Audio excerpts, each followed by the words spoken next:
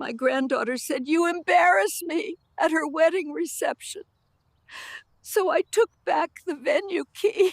The Riverside Manor reception hall glowed with warm amber light from the crystal chandeliers I had personally selected 3 months ago. White roses and baby's breath, Madison's favourite flowers since she was 12, cascaded from every table centrepiece. The string quartet played softly in the corner, their melodies weaving through the chatter of 200 guests who were enjoying the prime rib dinner I had taste-tested 4 times to get just right. I stood near the back of the room, my arthritis making it difficult to stand for long periods, but I couldn't bring myself to sit down. Not yet. I wanted to soak in every moment of this day, the day I had dreamed about since Madison was a little girl playing dress-up in my old wedding veil. At 74, I had seen many celebrations, but nothing compared to watching my granddaughter glide across the dance floor in her grandmother's redesigned wedding dress. The same dress I had worn 52 years ago, carefully preserved and lovingly altered to fit her petite frame. Her new husband, Tyler, spun her around, and her laughter echoed through the hall like music. This should have been the happiest moment of my life, but something felt off. I had raised Madison from the time she was 8 years old, when my daughter Jennifer couldn't handle the responsibility.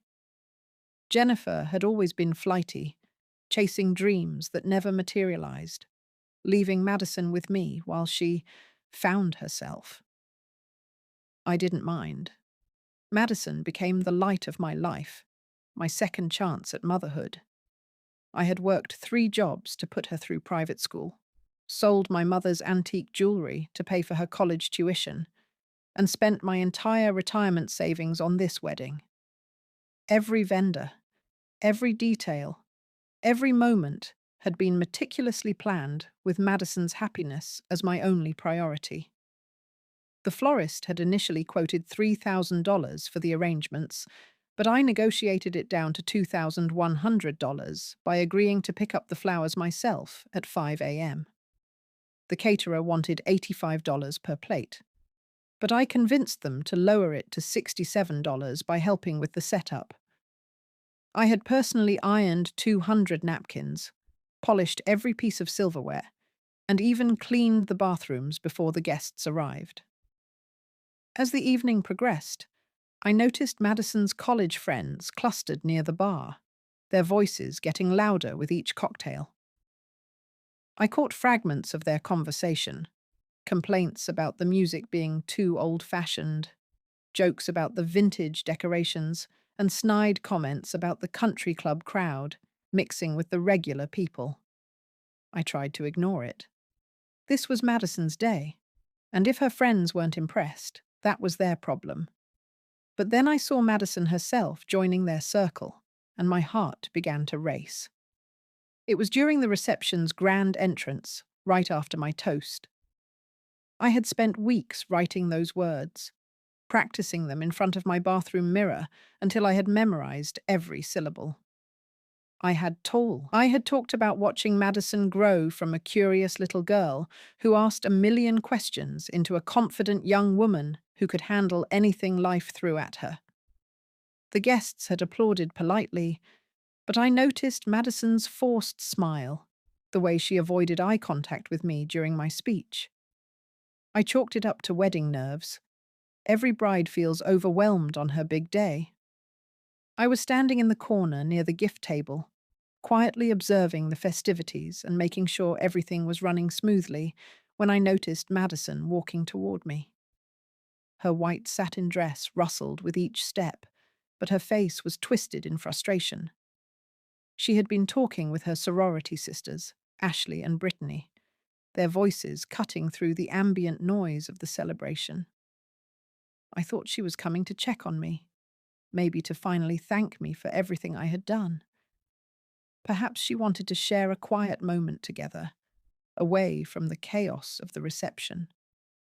Instead, she stopped directly in front of me, her blue eyes, the same shade as her grandfather's, glaring with something that felt cold and foreign. You embarrass me, she hissed, her voice sharp enough to cut through the gentle chatter around us. The words hit me like a physical blow. The room seemed to tilt, and for a moment I wondered if I had misheard her. Surely my own granddaughter, the child I had raised, couldn't be saying such things to me. You've been standing here all night like you own the place, she continued, her voice gaining strength and venom. My friends think you're weird, hovering around like some kind of helicopter grandmother. You're making everyone uncomfortable, and you're ruining my perfect day. The background noise of the reception, the clinking of glasses, the soft laughter, the distant sound of Tyler's groomsmen telling jokes, all faded into a dull roar. I felt my chest tighten, my breathing become shallow. Madison? I whispered, my voice barely audible. I was just making sure. Just go, she interrupted, her voice rising slightly. Please, just leave. This is supposed to be the happiest day of my life, and you're making it about you. Several guests had turned to look at us now. Mrs. Henderson from my church gave me a concerned look from across the room. Tyler's mother, Patricia, paused mid-conversation with the photographer to glance our way. The sting of Madison's words hit me like a slap across the face. Embarrass her? I had embarrassed her? In front of everyone? On the day I had sacrificed everything to make perfect for her. I could feel my cheeks burning with humiliation. My hands began to shake, and I gripped my purse tighter to steady myself. How could she say that? How could she reduce everything I had done for her to an embarrassment? Standing there, with Madison's hateful words echoing in my ears, my mind raced through the countless sacrifices I had made for her over the years. I remembered the night she had pneumonia at age 10, when I stayed awake for 3 days straight, holding her hand and monitoring her fever. I thought about the dance classes I had driven her to twice a week for 6 years, even though the arthritis in my hands made gripping the steering wheel painful. I recalled the parent-teacher conferences I attended alone because Jennifer was always too busy to show up. I had been there for every ballet recital, every school play, every graduation. I had taught her to drive, helped her through her first heartbreak, and celebrated every accomplishment as if it were my own. When she wanted to go to Northwestern University, a school that cost $70,000 a year, I didn't hesitate to take out a second mortgage on my house. When she needed a car for her internship, I gave her my reliable Honda Civic and took the bus to my doctor's appointments. And now, here she was, calling me an embarrassment. The woman who had given up her golden years to ensure she had every opportunity in life was being told she was ruining her granddaughter's wedding simply by existing in the same space. I wanted to scream, to tell her exactly what I thought of her ingratitude. I wanted to list every sacrifice, every sleepless night, every dollar spent on her happiness. But I couldn't. I couldn't let her see me break down in front of all these people. Her friends, her new husband's family, my own church members who had watched me raise her. Madison's eyes narrowed as she waited for me to respond, probably expecting me to apologize and slink away quietly like a scolded child. But something inside me had shifted. A lifetime of putting everyone else's needs before my own had reached its breaking point. You want me to leave? I asked quietly, my voice barely above a whisper, but steady as steel. She nodded, her jaw set defiantly. Without another word, I reached into my purse and pulled out the key to the venue. The key I had held onto for months. The key that represented every payment plan I had negotiated, every vendor meeting I had attended, every detail I had obsessed over. The key was attached to a small silver keychain that Madison had given me for my 70th birthday. It was engraved with "World's Best Grandma" in delicate script. The irony wasn't lost on me. "Then you can have this," I said, placing the key in her palm. "The venue is yours now. You're responsible for it." Her eyes widened in shock as she stared at the key. For the first time that evening, she seemed to realize the gravity of what she had done. "Grandma? Wait." But I was already turning away. I had said everything I needed to say. As I walked toward the exit, each step felt like walking through quicksand.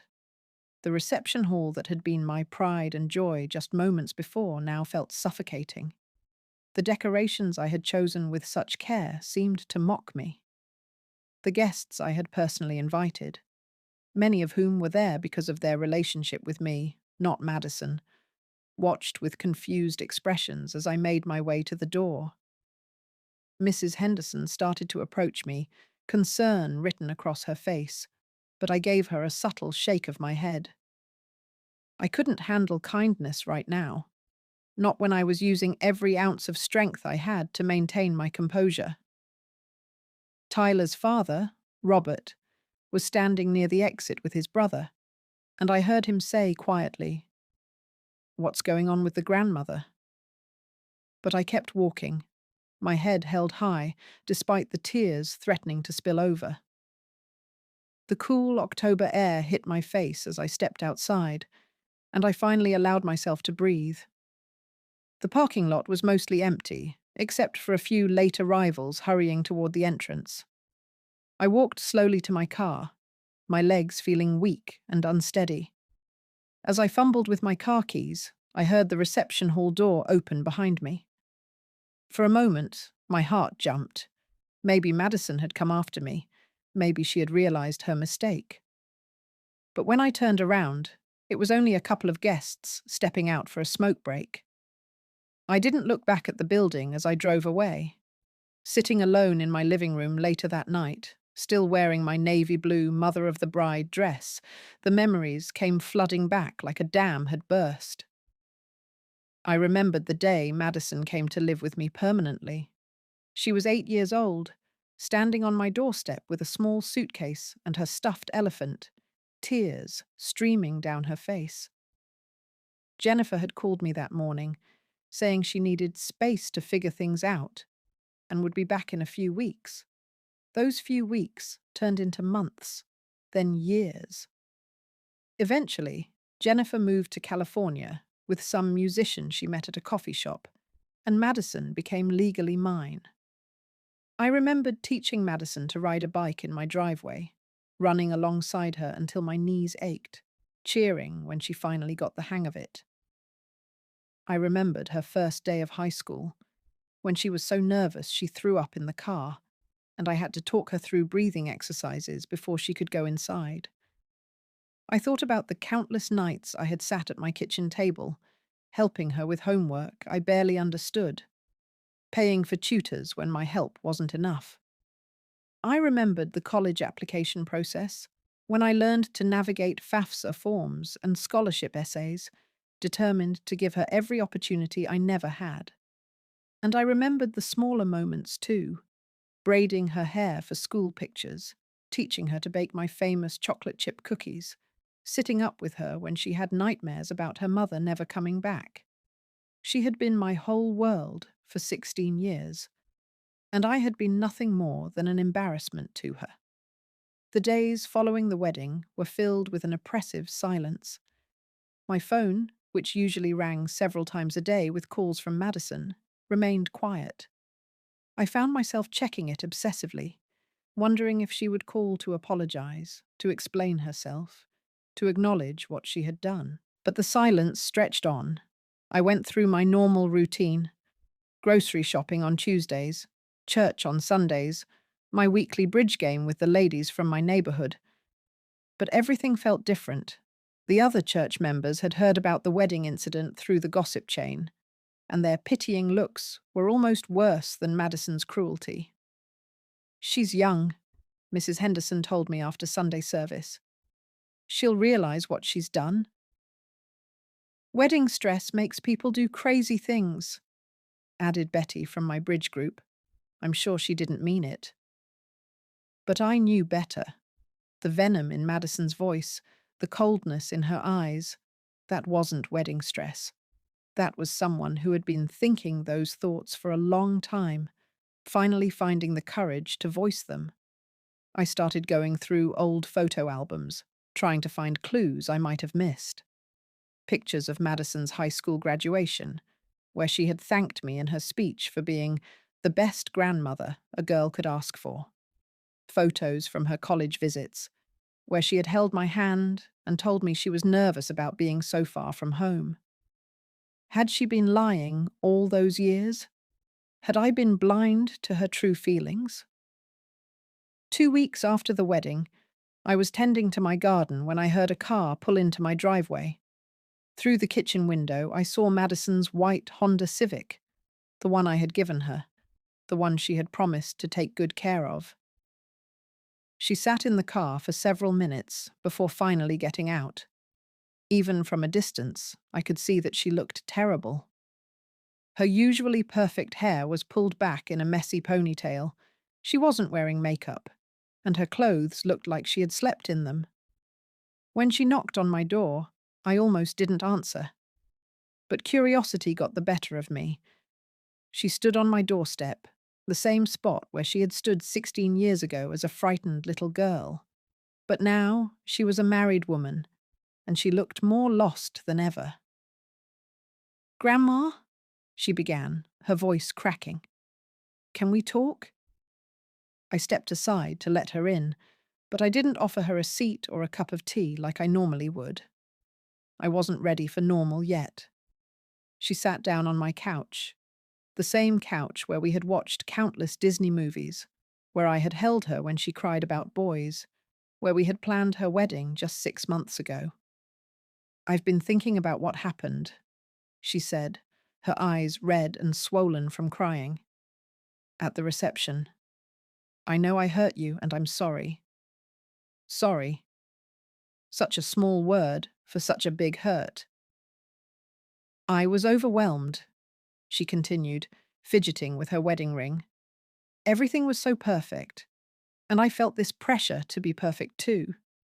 And when Ashley and Brittany started making comments about the decorations and the music, I guess I just snapped."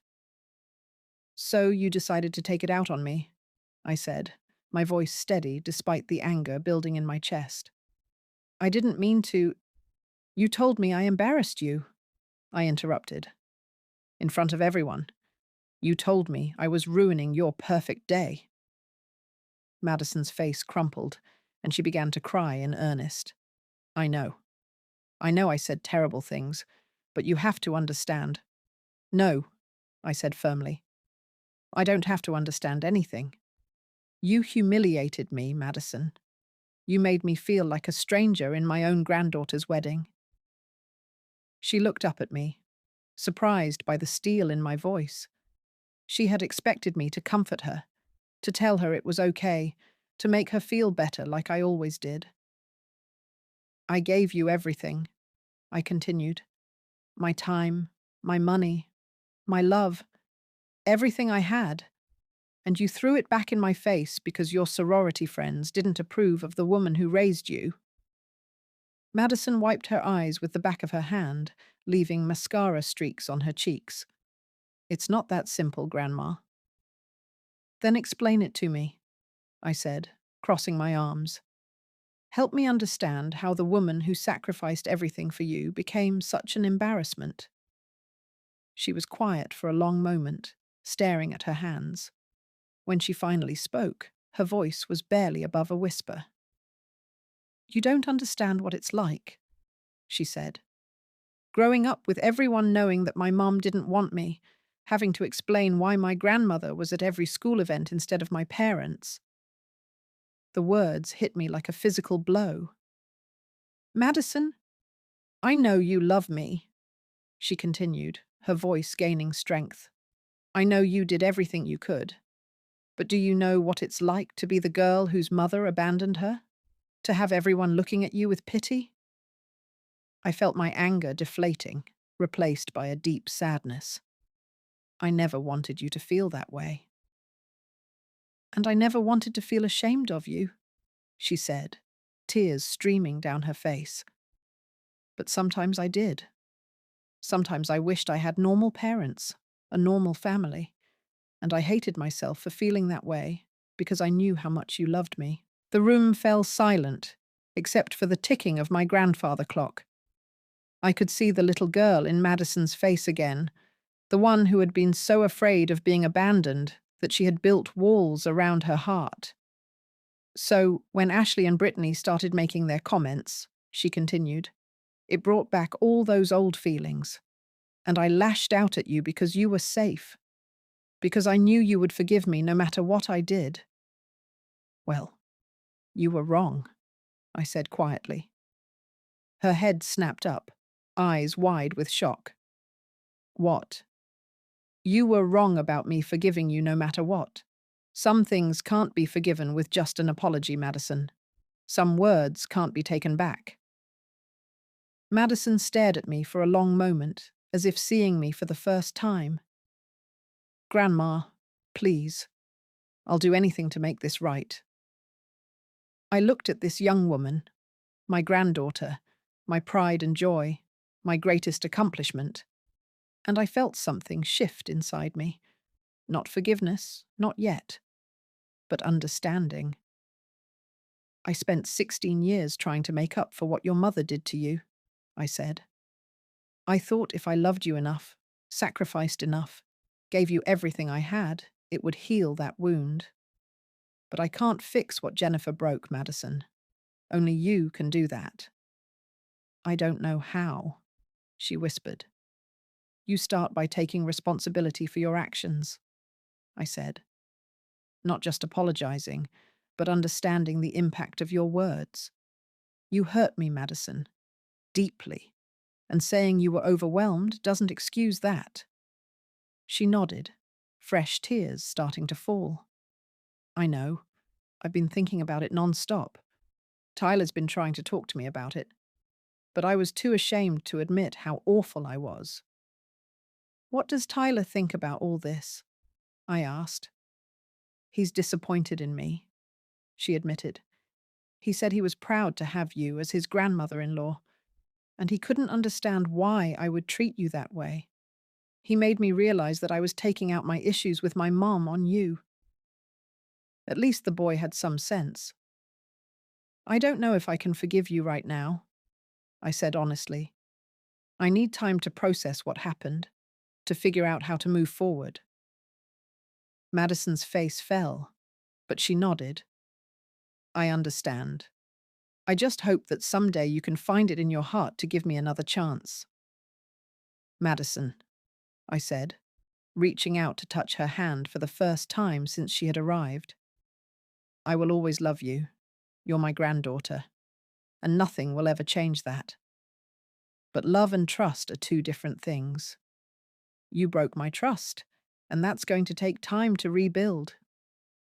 She squeezed my hand, and for a moment she was 8 years old again, needing her grandmother's comfort. I want to try, she said. I want to be the granddaughter you deserve. Then you need to figure out who you are without being ashamed of where you came from, I told her. I'm not perfect, Madison. I never was. But I did the best I could with what I had, and I won't apologize for that. Madison left that day with a promise to think about what I had said.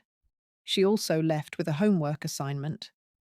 I wanted her to write a letter to her mother, addressing the anger and abandonment she had been carrying all these years. I don't even know where she is, Madison protested. You don't have to send it, I explained. But you need to get those feelings out. You need to stop letting Jennifer's choices define how you see yourself and everyone who loves you. Over the next few months, Madison and I began the slow process of rebuilding our relationship. She started therapy to work through her abandonment issues, and I started setting boundaries I had never set before. I stopped dropping everything when she called. I stopped giving her money without discussing it first. I stopped making excuses for her behavior or trying to fix her problems. It was hard at first. Madison was used to being the center of my universe, and I was used to making her happiness my primary concern. But slowly, we began to develop a healthier dynamic. She started calling me regularly, not just when she needed something. She invited Tyler and me to dinner at their new apartment, and she actually seemed proud to introduce me to their friends. She began asking about my life, my health, my interests, things she had never shown curiosity about before. And most importantly, she started acknowledging the sacrifices I had made for her without being asked. "I was thinking about how you used to drive me to dance class twice a week," she said during one of our phone calls. "That was a lot of gas money and time, especially when you were working so much." "I wanted you to have opportunities," I replied. "I know, and I'm grateful. I should have said that a long time ago." 6 months after the wedding, Madison and Tyler invited me to their first dinner party as a married couple. As I walked into their apartment, I noticed photos on their walls, pictures of our family, including several of me with Madison over the years. "I wanted our friends to know where I came from," Madison explained when she saw me looking at the photos. "I wanted them to know about the amazing woman who raised me." During dinner, she told stories about our adventures together, the time we got lost on a road trip and ended up at a truck stop diner, the Christmas when we spent all day making cookies and ended up with flour everywhere, the graduation speech where she thanked me for being her rock. Her friends listened with genuine interest, and several of them commented on how lucky she was to have had me in her life. It was a far cry from the embarrassment she had felt at her wedding. As the evening wound down, Madison walked me to my car. "Thank you," she said simply. "For what?" "For not giving up on me, for teaching me that actions have consequences, even when they hurt people we love, for loving me enough to let me grow up." I hugged her then, really hugged her, for the first time since the wedding.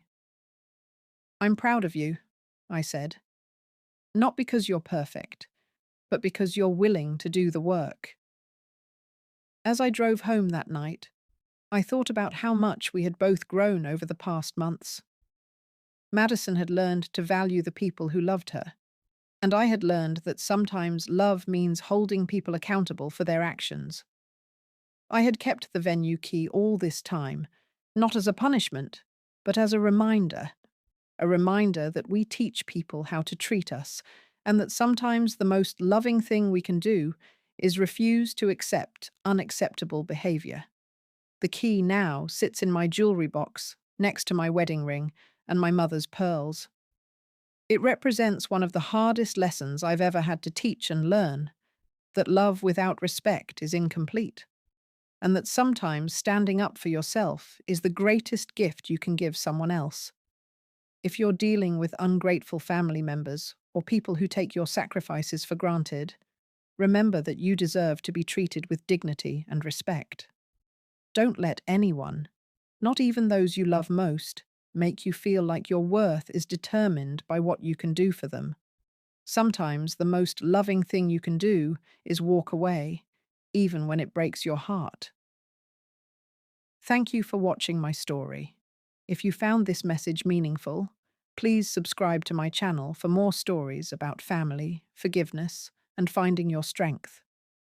Your support means the world to me, and I have so many more experiences to share with you. Until next time, remember that you are worthy of love and respect.